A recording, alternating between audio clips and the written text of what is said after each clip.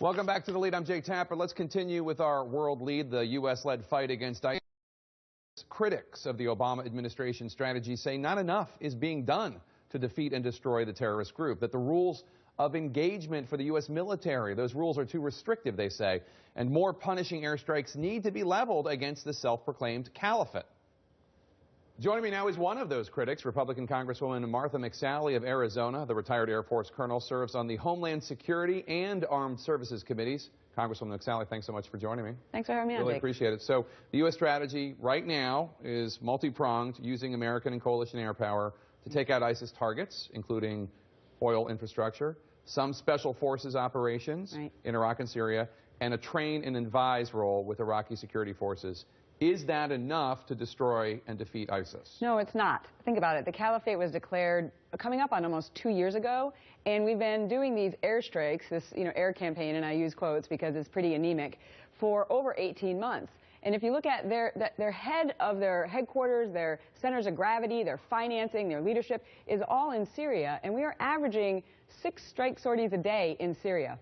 It's very gradualistic, allowing them opportunity to regroup. It's a strength that ISIS is a state, but it's also a weakness. So they're acting like a state. Let's treat them like a state. We're having this mindset of sort of counterinsurgency and absolute, rules of engagement are ridiculous. And then we're allowing them to continue to finance and export terror, like we've seen them do with now presence in over 19 countries. So I've long been saying we should have unleashed air power. We still can unleash air power to go after their command and control, their leadership, their communications, their infrastructure, their logistics, certainly more against the oil infrastructure. They didn't even start striking that until a couple months ago. Well, let's talk about the rules of engagement, because when you talk about unleashing, that's what you're talking about. And the big dilemma is, if you go at them harder, you run the risk of killing innocent civilians.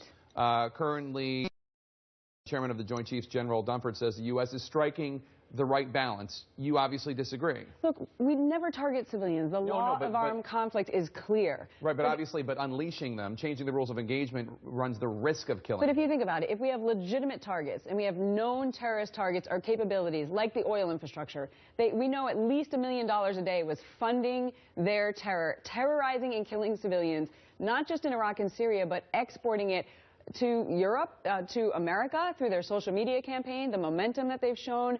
So by us not using our military power for all it brings to the fight early on, to crush and defeat them, we're actually allowing them to continue to kill civilians themselves. So we just follow the laws of armed conflict. When we have a legitimate target, we do everything. Trust me, I've been in all elements of the targeting. You're saying more innocent civilians are being killed by ISIS not doing anything. By ISIS. Right, by our inaction. And think about it, it looks like they're taking on American air power and they're winning, which actually adds to their momentum. We've got 30,000 individuals that have traveled from over 100 countries to join the fight. We've got homegrown extremism. So we've got to unleash air power in a much more potent way. I want to talk to you about the hearing you held today about letting in Syrian refugees. Now, the Obama administration, as you know, says that it can take up to 2 years for these refugees to get in. They go through a major vetting process, including biographic, biometric information, interviews, background checks, looking at social media. Is it comprehensive enough?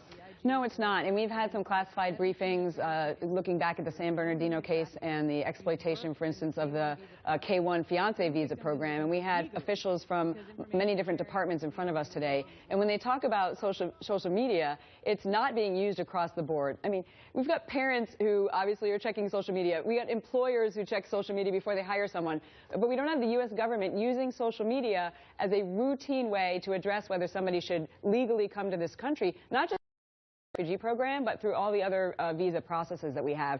Clearly, we've had people slip through, and they're acting at the speed of bureaucracy while ISIS is acting at the speed of broadband. All right, Congresswoman Martha McSally, thanks so much for coming in. We appreciate it.